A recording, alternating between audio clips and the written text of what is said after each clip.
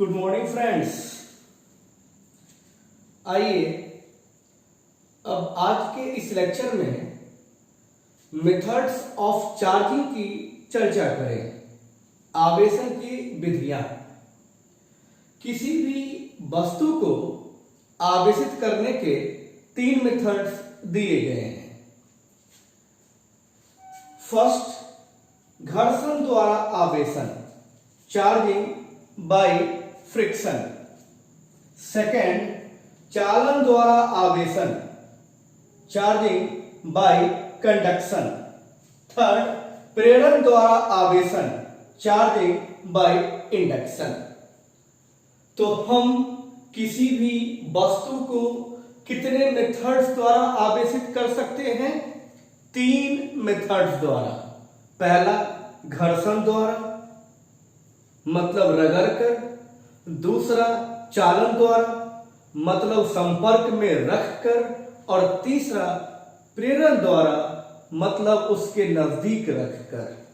अब एक एक करके हम लोग तीनों मेथड्स का डिस्कशन करेंगे। आज के इस क्लास में हम घर्षण द्वारा आवेशन और चालन द्वारा आवेशन की बात करेंगे। कल के क्लास में हम प्रेरण द्वारा आवेशन को समझाएंगे, क्योंकि यहां बहुत डिटेल से समझना है। आइए, फर्स्ट मेथड घर्षण द्वारा आवेशन, चार्जिंग बाय फ्रिक्शन। इसे समझिए आप। फ्रेंड्स, एक ये वस्तु है और ये दूसरी वस्तु है। इसको आप ए कह लीजिए, इसको आप बी कह लीजिए। यह दोनों इंसुलेटर होना चाहिए, यह दोनों कुचालक होना चाहिए। हम लोग इलेक्ट्रोस्टैटिक पॉइंट ऑफ व्यू से पदार्थ को मुख्य रूप से 2 भागों में बांटेंगे। पहले को चालक कहेंगे और दूसरे को कुचालक कहेंगे। तो मेथड्स ऑफ चार्जिंग का अध्ययन करने के बाद हम उसी चालक और कुचालक को बहुत ठीक से समझाएंगे। इस वक्त चालक और कुचालक पदार्थ की बहुत चर्चा होगी, लेकिन आप एक लाइन सुन के समझने की कोशिश करेंगे। चालक उस पदार्थ को कहते हैं जिसमें मुक्त इलेक्ट्रॉन्स की संख्या बहुत अधिक होती है, जहां से धारा प्रवाहित की जा सकती है। कुचालक ऐसे पदार्थ को कहते हैं जिसमें मुक्त इलेक्ट्रॉन्स की संख्या बहुत कम होती है और जहां से धारा का प्रवाह नहीं हो सकता। तो अगर हम घर्षण द्वारा किसी वस्तु को आवेशित करना चाहते हैं तो आप कोई भी 2 वस्तु लीजिए, लेकिन यह दोनों आपका कुचालक होना चाहिए। ऐसा पदार्थ होना चाहिए जिसमें मुक्त इलेक्ट्रॉन्स की संख्या बहुत कम होती है। ऐसा पदार्थ आपको लेना है जहां से धारा का प्रवाह संभव नहीं है। तो घर्षण द्वारा आवेशन मीन्स आप 2 कुचालक पदार्थ लिए हैं और इन्हें आपस में आप रगड़ने वाले हैं। ये कुचालक पदार्थ कौन होंगे? ये आपका कंघी हो सकता है, ये रेशमी कपड़ा हो सकता है, ये ऊनी स्वेटर हो सकता है, ये शीशे का छड़ हो सकता है, ये प्लास्टिक का छड़ हो सकता है। आप किसी भी 2 कुचालक पदार्थ की बात कर रहे हैं। अब इन दोनों को आपस में रगड़ेंगे हम। तो जब आप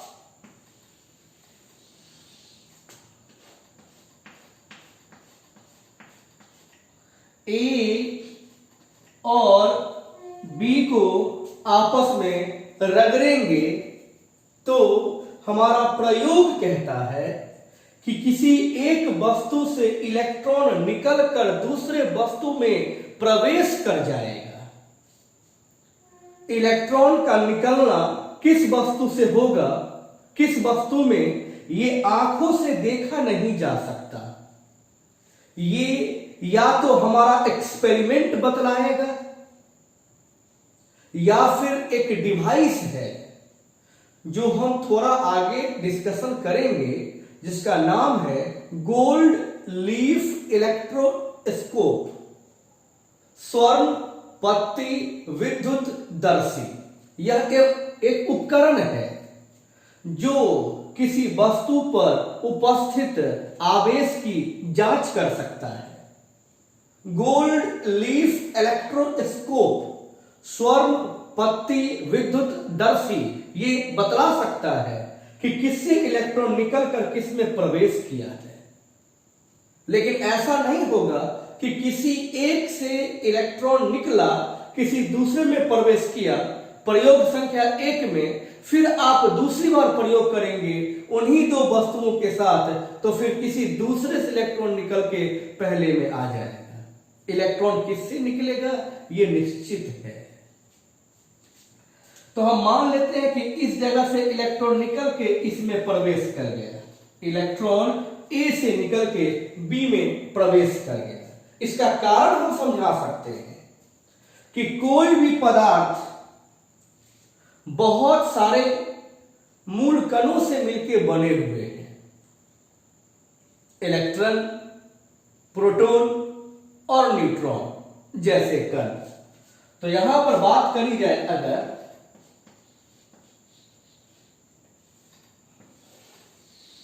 तो किसी एक वस्तु की बात कर लेते हैं। इस वस्तु को बहुत सारे परमाणुओं से मिलकर बना हुआ माना जा सकता है। किसी एक परमाणु पर सोचिए, परमाणु के अंदर प्रोटॉन होंगे, न्यूट्रॉन होंगे और उसके बाहर में इलेक्ट्रॉन किसी ऑर्बिट में घूम रहा होगा। इस इलेक्ट्रॉन और इस प्रोटॉन के बीच एक बल काम करता है, इलेक्ट्रोस्टैटिक फोर्स, स्थिर विद्युत बल, जो एक दूसरे को अपनी ओर खींचता रहता है। आप ऐसा भी बोल सकते हैं कि नाभिक के द्वारा एक बल, ये है आपका नाभिक जिसके अंदर प्रोटॉन और न्यूट्रॉन स्थित है। तो नाभिक के द्वारा इलेक्ट्रॉन पे एक बल काम करता है जो इलेक्ट्रॉन को नाभिक के साथ बांध कर रखता है। ये मान लीजिए ए है, तो फ्रेंड्स बी के साथ भी तो वही होगा। बी भी बहुत परमाणु से मिलकर बना होगा। किसी एक परमाणु पर विचार करते हैं, वहां भी प्रोटॉन न्यूट्रॉन होंगे और निश्चित कक्षाओं में इलेक्ट्रॉन घूम रहे होंगे। तो बी के साथ भी आपके इलेक्ट्रॉन और प्रोटॉन का एक फोर्स काम कर रहा होगा। मीन्स बी पदार्थ में भी नाभिक अपने इलेक्ट्रॉन को बांध के रखने की कोशिश कर रहा होगा। लेकिन फर्क क्या होगा कि दोनों ही केस में नाभिक के द्वारा जो इलेक्ट्रॉन पे बल लगा होगा वह एक समान नहीं होगा। कहीं पर नाभिक इलेक्ट्रॉन को बहुत मजबूती से बांध के रखे होगा और किसी जगह पे आपका प्रोटॉन, आपका न्यूट्रॉन मीन्स आपका नाभिक इलेक्ट्रॉन को बहुत मजबूती से नहीं बांधकर रख रहा होगा। तो हम मान लेते हैं कि यहां पर नाभिक और इलेक्ट्रॉन के बीच कमजोर बल काम कर रहा है और यहां पे नाभिक और इलेक्ट्रॉन बड़ी मजबूती से बंधा हुआ है। मान लेते हैं कि यहां पर 1 न्यूटन के बल से आपका नाभिक इलेक्ट्रॉन को अपनी ओर खींच रहा है और यहां पे 10 न्यूटन के बल से आपका नाभिक इलेक्ट्रॉन को खींच रहा है।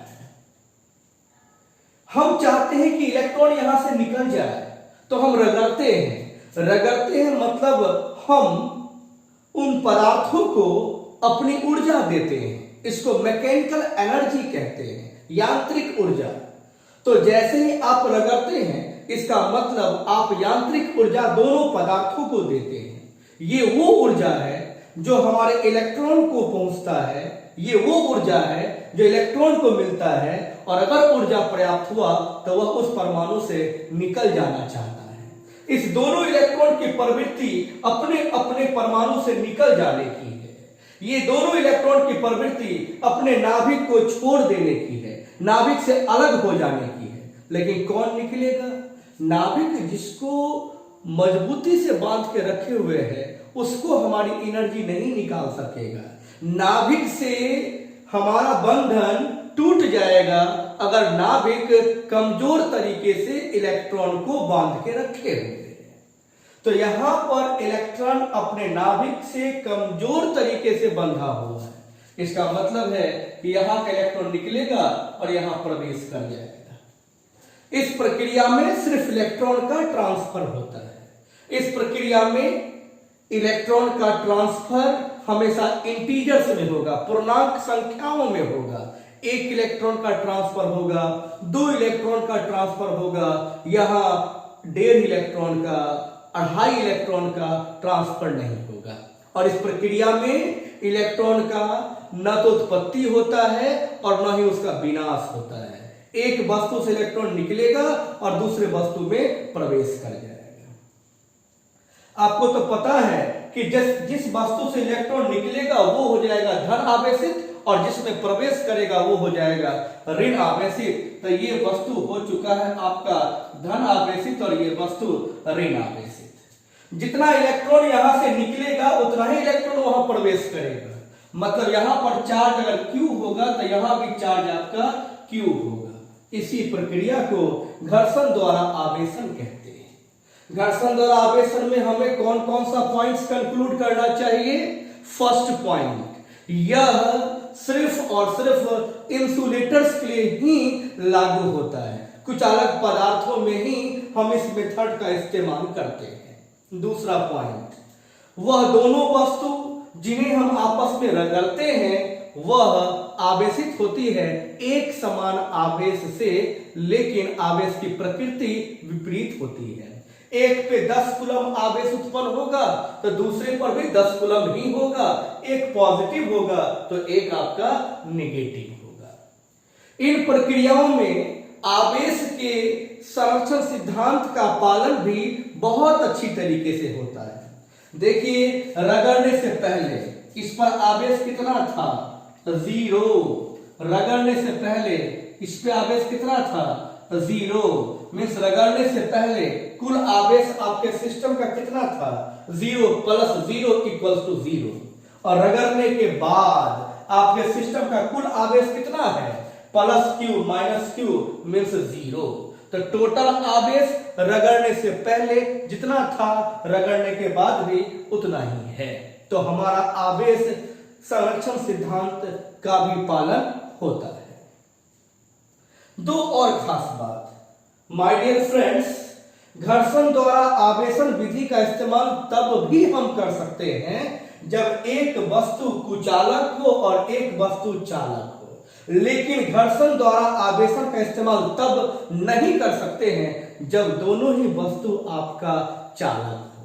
तो मुख्य रूप से यह मेथड दिया गया था दो कुचालक पदार्थों को आपस में रगड़कर दोनों को आवेशित करने के लिए। लेकिन हम इस मेथड का इस्तेमाल तब भी कर सकते हैं जब एक चालक और एक कुचालक हो। और अंतिम बात, इस मेथड द्वारा ही बादल भी आवेशित होते हैं। बादल जो आसमान में तैरते रहते हैं वह भी आवेशित होते हैं by the method of friction. रगड़ने से, घर्षण के वजह से वो आवेशित होते हैं। फ्रेंड्स, तो इसको हम लोग नोट कर लेते हैं।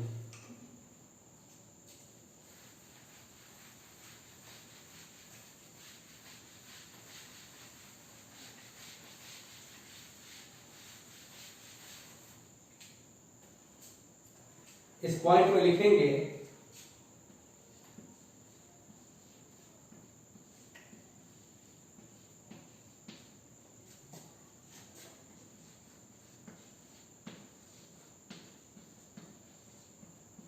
जब दो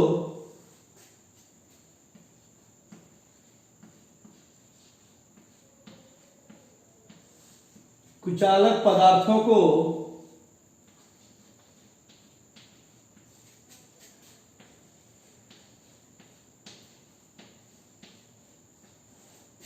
आपस में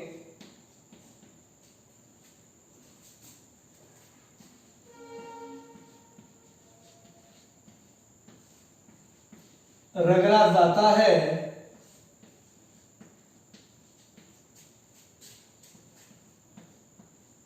तो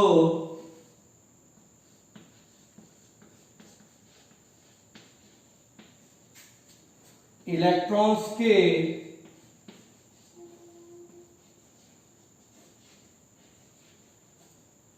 ट्रांसफर के कारण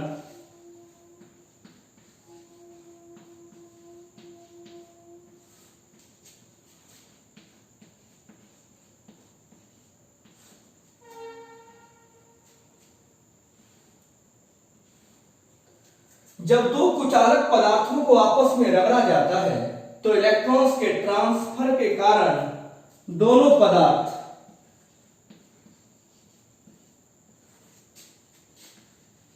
आवेशित हो जाते हैं।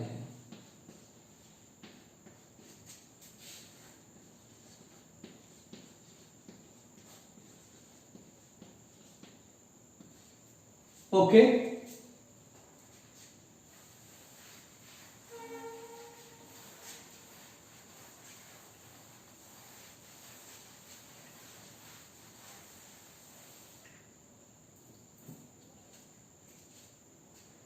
सेकेंड पॉइंट में लिखते हैं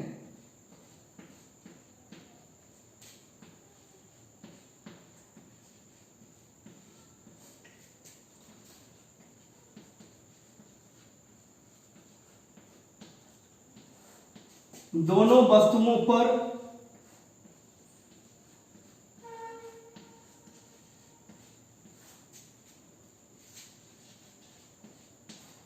आवेश का मान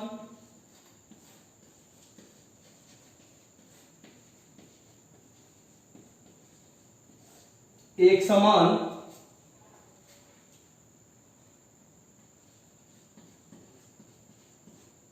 होता है।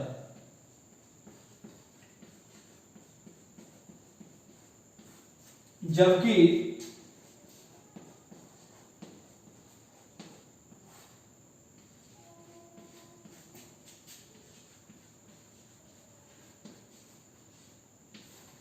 आवेश की प्रकृति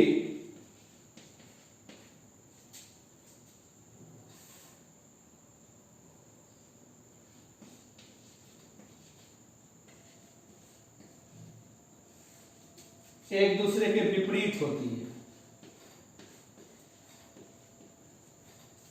ओके फ्रेंड्स,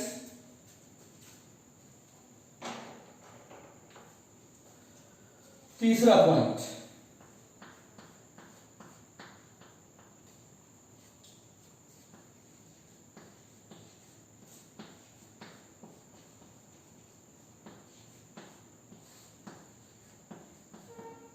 इस प्रक्रिया में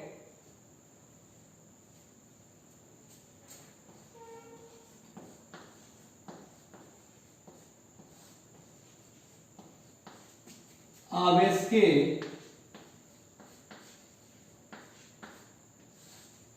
संरक्षण सिद्धांत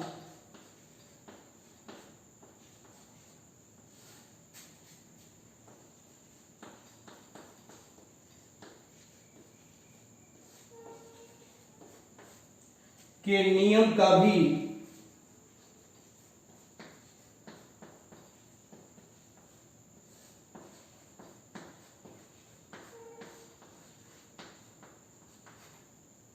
पालन होता है।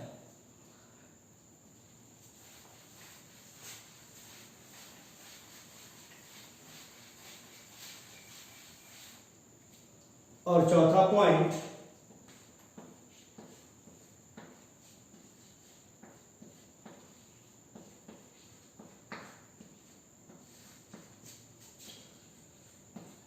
बादलों का आवेशन भी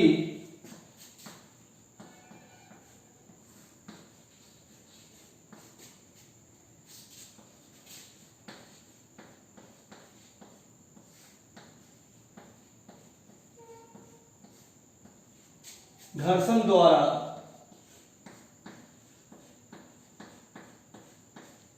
ही होता है।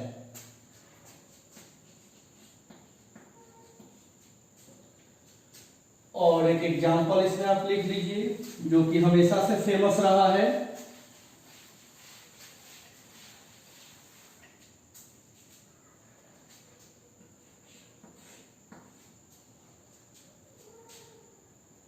ये मान लीजिए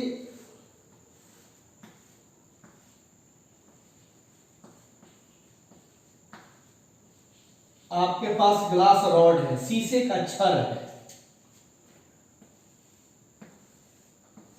और ये आपका सिल्क क्लॉथ है, रेशमी कपड़ा है। जब दोनों को आपस में रगड़ेंगे आप,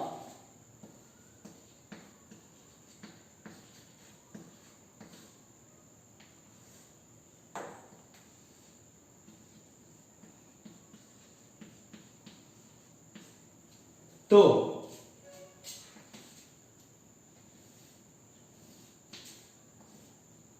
ग्लास रॉड हो जाता है पॉजिटिवली चार्ज और सिल्क क्लॉथ हो जाता है निगेटिवली चार्ज।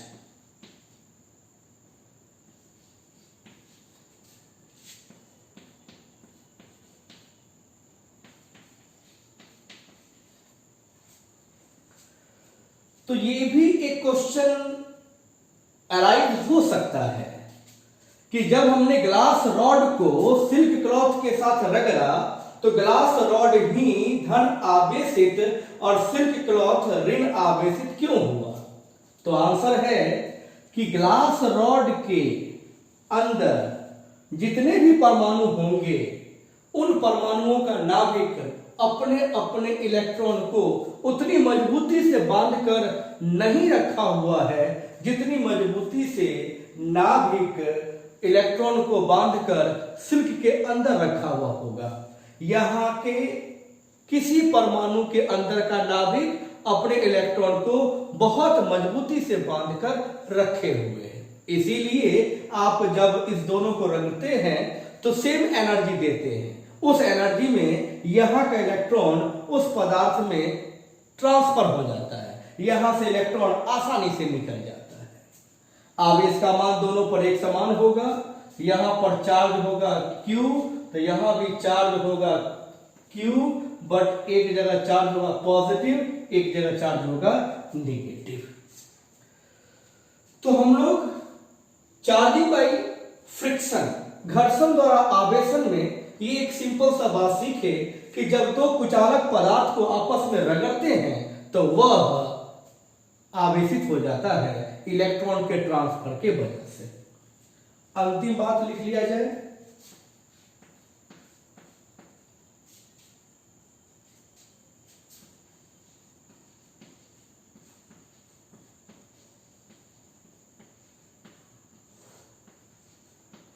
इस प्रक्रिया में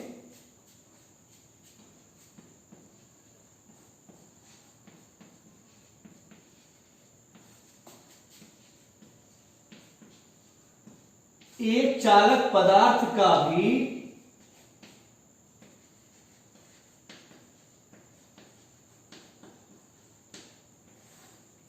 इस्तेमाल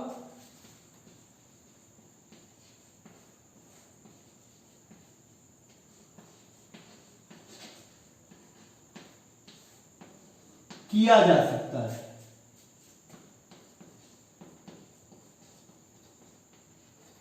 लेकिन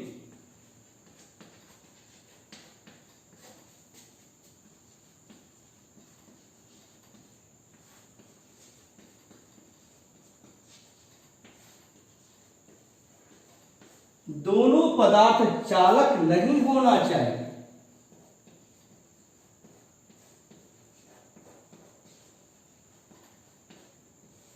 दोनों पदार्थ चालक नहीं होना चाहिए। तो एक क्वेश्चन तो उठता है दोस्त कि अगर हमारे पास दो पदार्थ हो और दोनों पदार्थ चालक हो तब उसको कैसे आवेशित करेंगे? तो कोई बात नहीं है, मेथड बदल दीजिए, उसके लिए भी उपाय है, लेकिन इस मेथड द्वारा उन चालकों को आप आपस में आवेशित नहीं कर सकते। तो आइए हम लोग सेकेंड मेथड का स्टडी करें।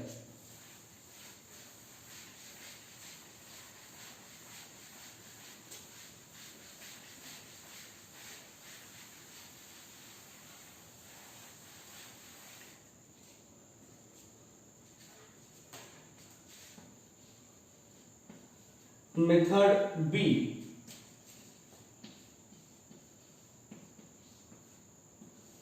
इसका नाम है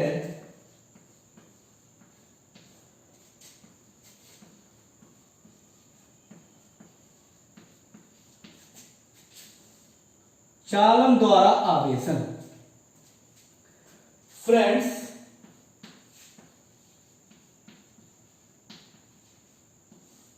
यहां पे चालन का मतलब है संपर्क। जब आप दो वस्तुओं को संपर्कित कर, कांटेक्ट में रखकर वस्तुओं को आवेशित करते हैं, तो आवेशित करने के इसी विधि को चालन विधि कहा जाता है। हमें दो वस्तुओं को आपस में संपर्क में रखना है, संपर्कित करना है, लेकिन ये सब तरह के पदार्थों के साथ मुमकिन नहीं है। तो कैसा पदार्थ? चालक चाहिए।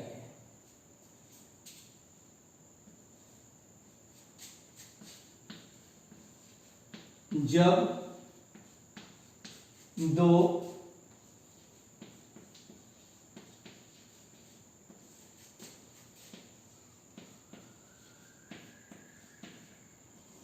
चालक पदार्थों को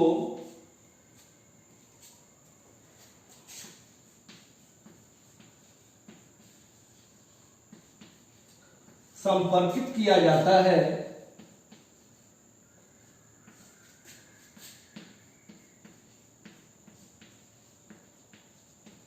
तो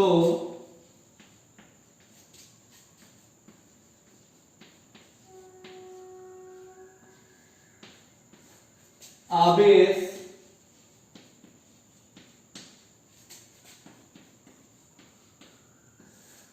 स्थानांतरण के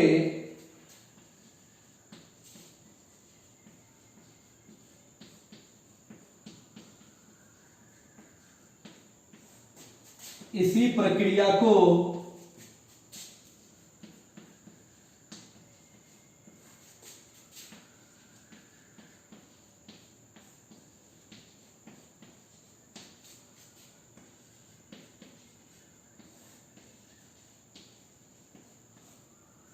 चालन द्वारा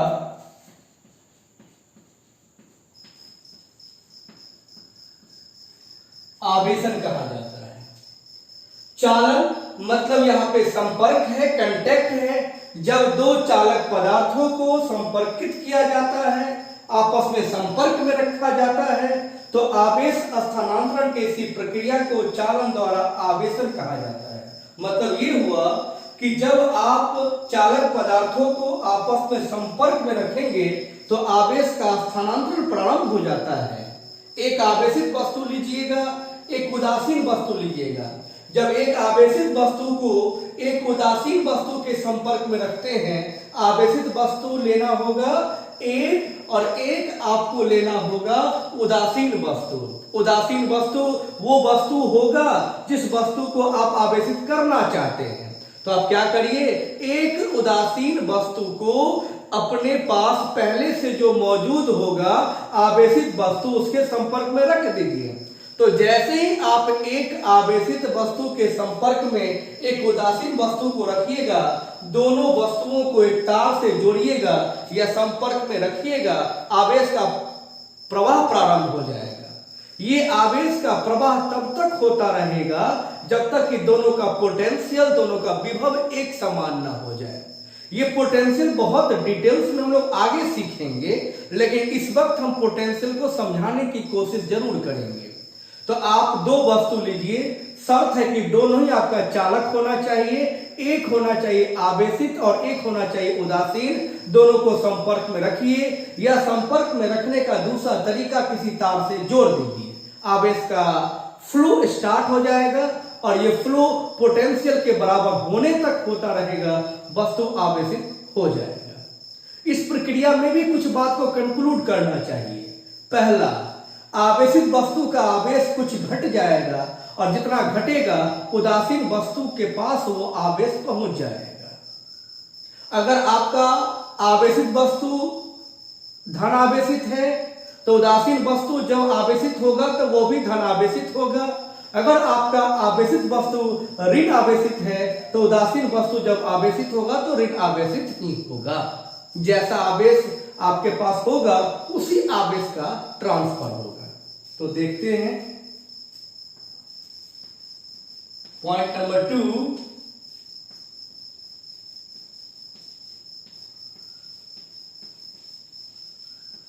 इस प्रक्रिया में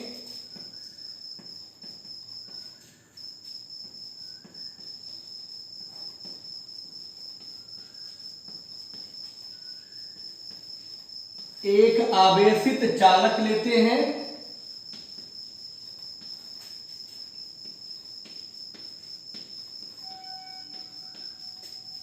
तथा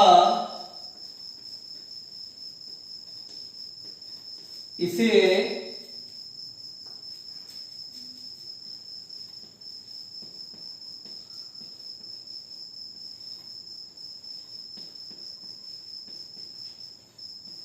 उदासीन चालक के संपर्क में रखते हैं।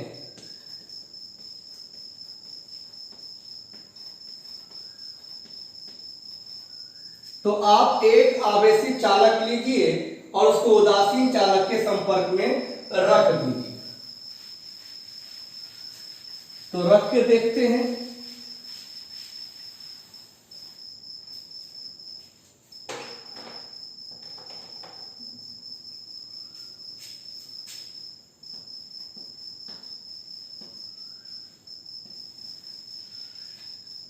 ये आप ले सकते हैं धन आवेशित, ये आप ले सकते हैं ऋण आवेशित, लेकिन आप कोई एक तो लेंगे जो कि आवेशित होएगा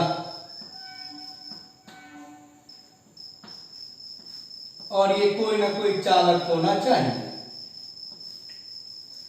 एक और वस्तु लीजिए आप इस वक्त,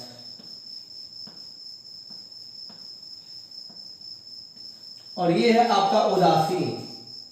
इस वक्त इस पर कोई आवेश नहीं है। तो हमारा प्रोसेस क्या कहता है कि भाई दोनों को एक तार से जोड़ दो। ये कोई वायर है,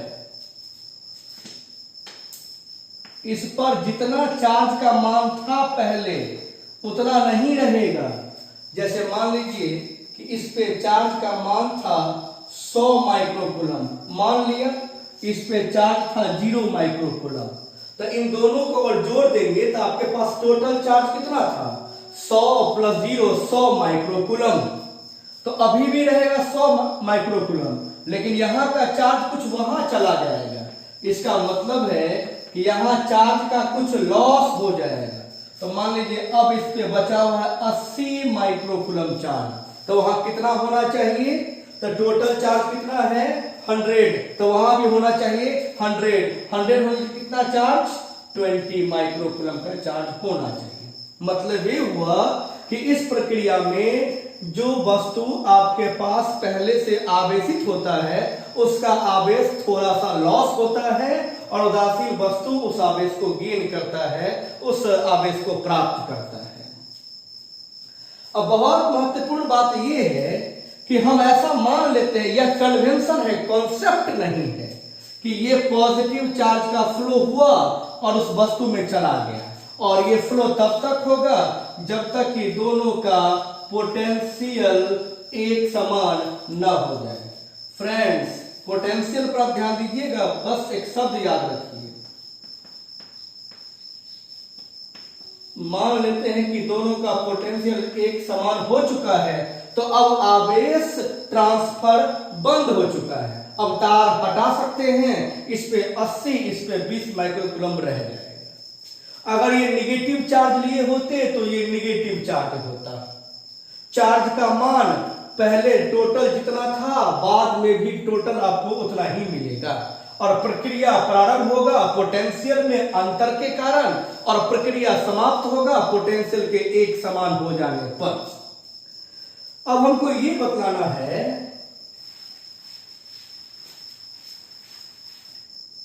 पॉइंट नंबर 3,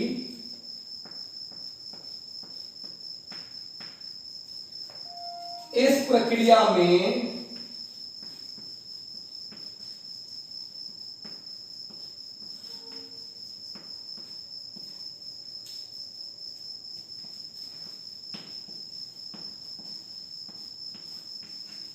आवेश का स्थानांतरण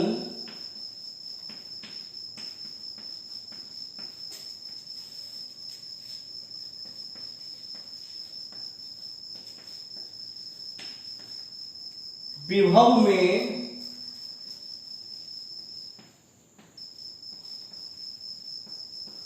अंतर के कारण होता है। मतलब कि आप ये समझो कि प्रत्येक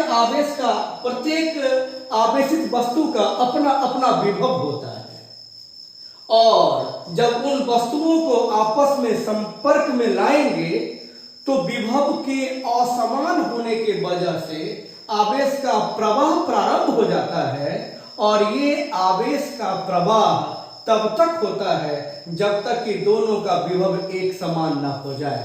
विभव को समान करने की यह एक प्रक्रिया कह सकते हैं। इस प्रक्रिया में आवेश का स्थानांतरण विभव में अंतर के कारण होता है, तथा यह प्रक्रिया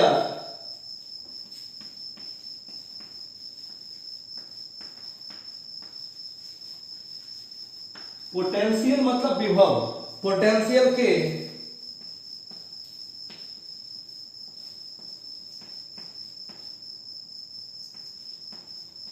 समान होने तक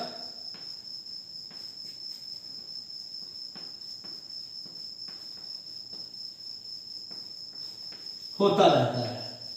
यह प्रक्रिया तब तक चलती रहेगी जब तक कि दोनों का पोटेंशियल एक समान ना हो जाए।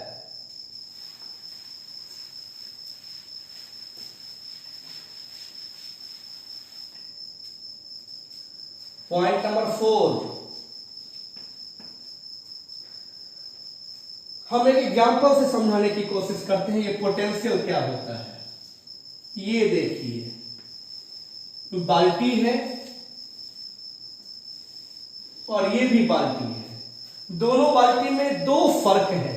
पहला, एक बाल्टी थोड़ा सा चौड़ा है और इसमें पानी भरा हुआ है। एक बाल्टी उतना चौड़ा नहीं है और उसमें पानी भी नहीं है, लेकिन हम चाहते हैं कि इसका कुछ पानी उसमें चला जाए। ये बहुत बड़ा बर्तन है, कंटेनर है, इसको पलट नहीं सकते आप, लेकिन इसके कुछ पानी को उसमें हम ट्रांसफर करना चाहते हैं। तो क्या करना होगा? तो निश्चित रूप से दोनों को कनेक्ट कर देना होगा एक पाइप से। मतलब ये हुआ कि दोनों को संपर्क में लाना होगा। ले आइए। अच्छा, लेबल समझ में आता है क्या? यहां पे लेबल, इसका कनेक्शन जब नहीं किए थे हम, तो ये था लेबल। पानी का जो ऊपरी स्तर, हम उसकी बात कर रहे हैं, लेबल। यहां भी लेबल था क्या? नहीं था, क्योंकि पानी ही नहीं है। पानी होगा तो लेबल बनेगा। कम पानी है तो लेबल की जो ऊंचाई है जमीन से कम होगा। पानी और बढ़ाइएगा, लेवल और बढ़ेगा, पानी और बढ़ेगा, लेवल और बढ़ेगा। अब जैसे ही पाइप से कनेक्ट कीजिएगा, आवेश का प्रवाह स्टार्ट हो जाएगा और थोड़े टाइम बाद आपका पानी इसमें भी आ जाएगा। और फ्रेंड्स, पानी कब तक आएगा? जब तक कि दोनों का लेवल एक समान ना हो जाए। ये घटेगा इसका लेवल बढ़ेगा, और जिस टाइम पे दोनों का लेवल एक समान हो जाएगा, अब पानी का प्रवाह बंद हो जाएगा। यहां पर जो हम पानी बोला करते हैं, उस पानी को आप आवेश से तुलना कीजिएगा, अभी हम जो एग्जांपल देने वाले हैं। और यहां पर जो हम लेवल बोले हैं, इस लेवल को पोटेंशियल से समझने की कोशिश कीजिएगा आप। आइए, एक बर्तन हमारे पास है मतलब एक चालक पदार्थ हमारे पास है, बर्तन में पानी रखा हुआ है, मतलब चालक पदार्थ हमारा आवेशित है। तो पानी है तो लेवल होगा, तो आपका ये वस्तु आवेशित है तो इसका पोटेंशियल होगा। पोटेंशियल के लिए भी संकेत का यूज करते हैं, इसके पोटेंशियल को भी मान लीजिए। दूसरा बर्तन लिया मैंने, मतलब दूसरा चालक पदार्थ लिया, वो उदासीन है, यानी उसमें कोई आवेश नहीं है, मतलब वो कोई पानी उस बर्तन में नहीं था। बर्तन में पानी नहीं था तो कोई पोटेंशियल नहीं होगा, तो यहां पर इस बर्तन का कोई पोटेंशियल नहीं होगा। आवेश है तो पोटेंशियल होगा, आवेश नहीं है तो पोटेंशियल नहीं होगा। अब जैसे इनको आप संपर्क में लाते हैं, आवेश का प्रवाह स्टार्ट हो जाता है, जैसे पानी का प्रवाह स्टार्ट हो गया, और थोड़े ही टाइम बाद दोनों का पोटेंशियल हो गया होगा सेम। तो मान लीजिए कि भैया इनका जो पोटेंशियल है वह सेम हो चुका है, इसका मतलब है कि प्रवाह बंद हो चुका है। तो फ्रेंड्स, जैसे ही आपके पानी का फ्लो बंद होगा, इसमें कितना पानी, इसमें कितना पानी होगा, तो पानी की मात्रा बराबर नहीं होगी। अगर इसमें 100 लीटर पानी था तो हो सकता है अभी इसमें 70 लीटर पानी हो और इसमें 30 लीटर पानी हो, क्योंकि बर्तन का साइज छोटा है तो पानी ज्यादा नहीं जाएगा उसमें, यानी कि पानी की मात्रा असमान भी हो सकती है। जब दो वस्तु को आपस में आवेशित कीजिएगा तो इस पर आवेश का मान कितना होगा और इस पर आवेश का मान कितना होगा, ये अलग अलग भी हो सकता है। ये डिपेंड करता है कि दोनों का आकार कैसा है।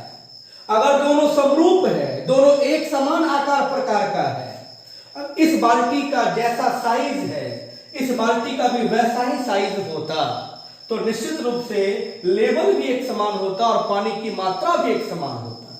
उसी तरह यहां अगर हम मान लें कि दोनों का आकार प्रकार एक समान है, तो यहां पर आवेश अगर Q होगा तो यहां भी आवेश Q ही होगा।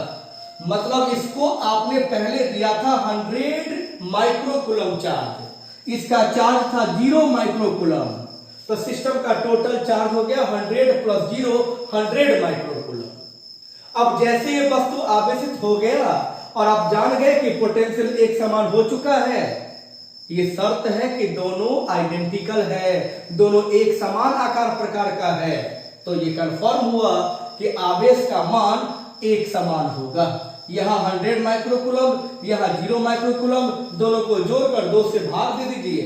100 माइक्रोकूलम प्लस 0 बटा 2 50 माइक्रोकूलम 50 माइक्रोकूलम, तो ये हो गया 50 माइक्रोकूलम, ये भी हो गया आपका 50 माइक्रोकूलम। तो इस बात को नोट कर लेते हैं, याद रखिएगा।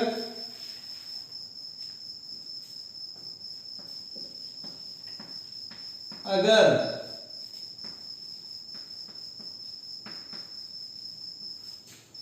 चालक वस्तुएं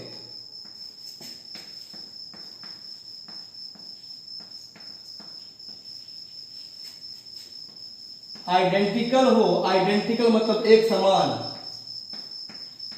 तो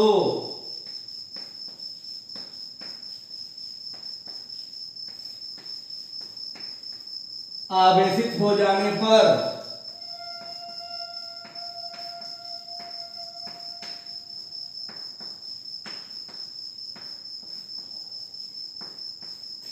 आवेश का मान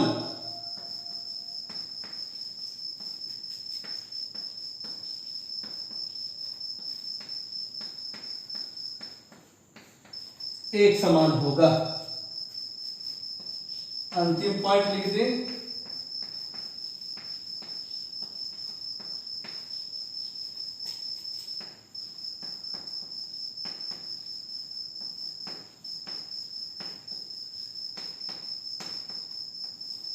आइडेंटिकल चालक पदार्थों के लिए क्या होगा फॉर्मूला,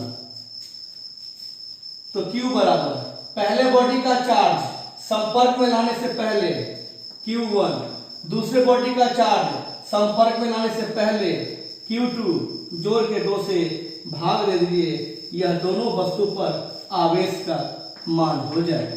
बहुत ही इंपॉर्टेंट ये फॉर्मूला है। लेकिन फ्रेंड्स इस बात का ध्यान रखिएगा कि अगर दोनों पदार्थ असमान आकृति का हुआ तो आवेशित होने के बाद दोनों पर आवेश का मान एक समान नहीं होगा, और उसे हम लोग इस वक्त कैलकुलेट भी नहीं कर सकते हैं जब तक कि हम लोग पोटेंशियल को ठीक से ना समझ लें।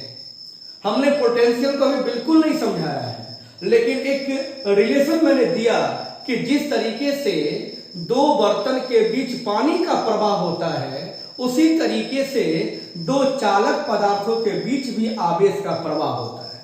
तो अब दो बर्तन में पानी रखकर उसको आपस में संपर्क में लाइए और वहां पानी के प्रवाह को समझिए। उसी तरीके से चालक पदार्थों को भी हम संपर्क में लाकर आवेश के प्रवाह की व्याख्या कर सकते हैं। अंतिम बात, पॉइंट नंबर 6 आज के लेक्चर का।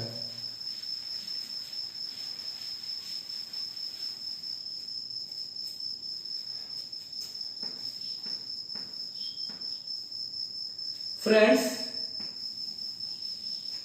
यह एक चालक पदार्थ है A और यह एक चालक पदार्थ है B। इस पे चार्ज है आपका Q और इस पे भी चार्ज है आपका Q।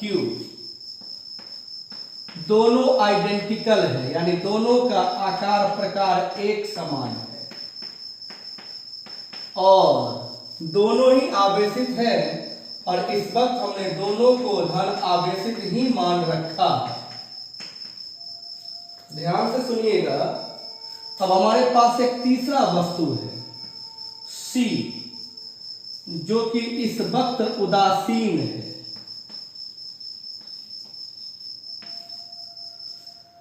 क्वेश्चन कहता है कि हमने क्या किया, इसको इसके संपर्क में लाया फर्स्ट टाइम, और फिर सेकेंड टाइम इसको इसके संपर्क में ले जाएंगे हम, और फिर क्या करेंगे, इसको इन दोनों के जिंदगी से निकाल कर फेंक देंगे। तो बताइए इस पर फाइनल चार्ज और इस पर फाइनल चार्ज कितना है। एक बार फिर भाई, आपकी जो तीसरी बॉडी है, जो तीसरा चालक है, ये उदासीन है। इसको इसके संपर्क में लाने से पहले इस पे आवेश था Q। इसको इसके संपर्क में लाने से पहले आवेश था Q, लेकिन जब पहले इसको इसके संपर्क में लाते हैं, फिर इसको हटाते हैं इस जगह से और पुनः उसको उसके संपर्क में लेके जाते हैं और फिर वहां से भी हटा देते हैं, तो इन प्रक्रियाओं के बाद इन पर आवेश और इस पर आवेश कितना हो गया वो बतलाना है। तो फ्रेंड्स, यहां पर शर्त ये है कि आपके जितने भी बॉडी हैं वो सब आइडेंटिकल है। आइडेंटिकल का मतलब होता है एक समान, सब एक समान आकार प्रकार का है। और अगर फ्रेंड्स सब एक समान आकार प्रकार का है तो फॉर्मूला तो काम करेगा। तो आइए इस केस पर विचार करें। यहां A पे आवेश कितना हो जाएगा, तो इनके आवेश को जोड़ के 2 से भाग दीजिए। इनका आवेश संपर्क में लाने से पहले Q, इनका आवेश संपर्क में लाने से पहले 0, 2 से भाग दीजिए Q/2।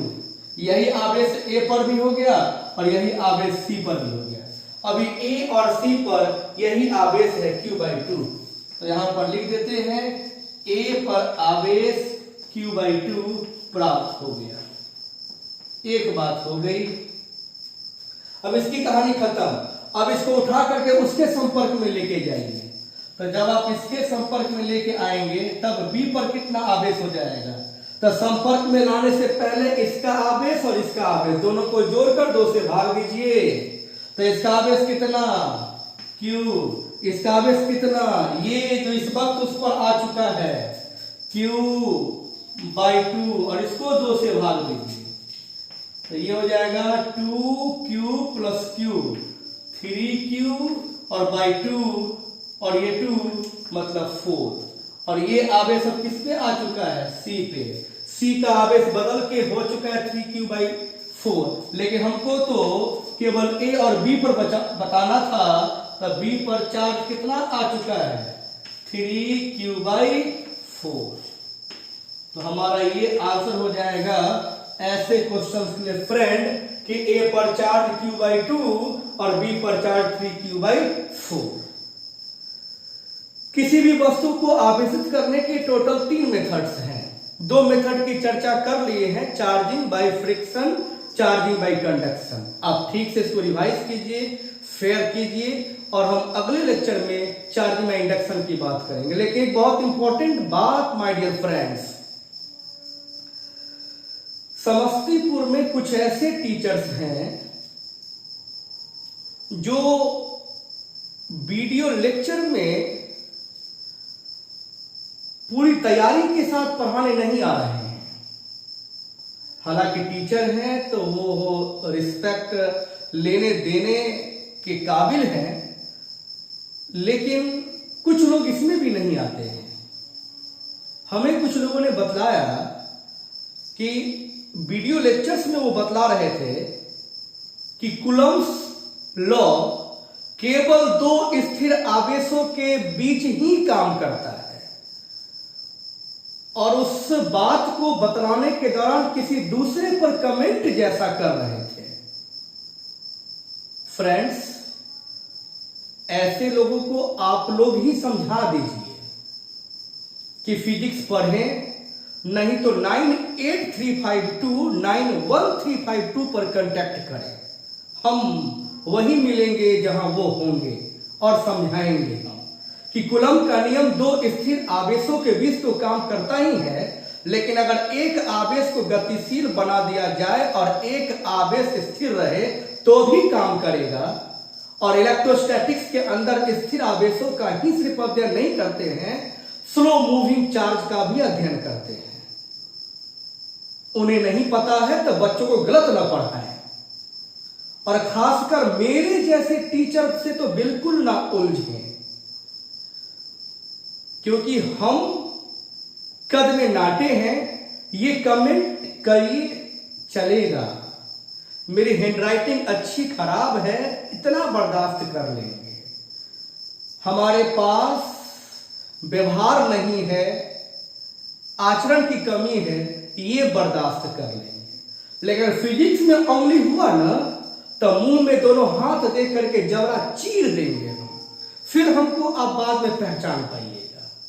इसलिए एकदम जरूरी है कि जो शब्द भी किसी दूसरे के लिए बोला जाए, पढ़ लिख करके बोला जाए, और आने वाले समय के लिए भी तैयार रहा जाए।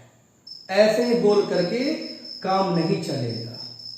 हम नीरज भारद्वाज हैं, इसको किसी दूसरे टीचर से कंपेयर करने की आवश्यकता नहीं है। जो हम पढ़ाते हैं वो सीखिए। आप टीचर हैं तब भी अभी आपको सीखने का वक्त है, और नहीं तो चुपचाप जो माला है उसी माला को जपते रहिए। दूसरी एक और बात बोला गया है कि न्यूक्लियर फोर्सेस हमेशा अट्रैक्टिव होते हैं। भाई जी हम क्या बोलेंगे बहुत कुछ बोला जाएगा। किताब उताब खरीदने का पैसा नहीं है, आप हमारे घर पर आइए, हम पढ़ने के लिए देते हैं, पढ़िए। न्यूक्लियर फोर्सेस की जानकारी आपके पास आया कहां से? तो आप जब डिटेल में पढ़िएगा ना, उसको बाद में मत पढ़ाइएगा मॉडर्न फिजिक्स में। आपकी औकात है तो न्यूक्लियर फोर्सेस को अभी डील कर दीजिए। एक वीडियो लेक्चर में आप डील कीजिए, एक वीडियो लेक्चर में हम डील करते हैं। मॉडर्न का इंतजार मत कीजिए। मॉडर्न कितना आता है दुनिया को पता है। आप इस वक्त केवल बतलाइए न्यूक्लियर फोर्स कहां से जाने आप, हम आपको हिंट देते हैं। न्यूक्लियर फोर्स को समझने के लिए 2 न्यूक्लियन के बीच डिस्टेंस बदल कर उसके पोटेंशियल एनर्जी का ग्राफ का स्टडी किया गया, एक्सपेरिमेंटली ग्राफ ऑब्टेन किया गया। उस ग्राफ में पोटेंशियल एनर्जी 2 नेचर का मिला, पॉजिटिव और नेगेटिव।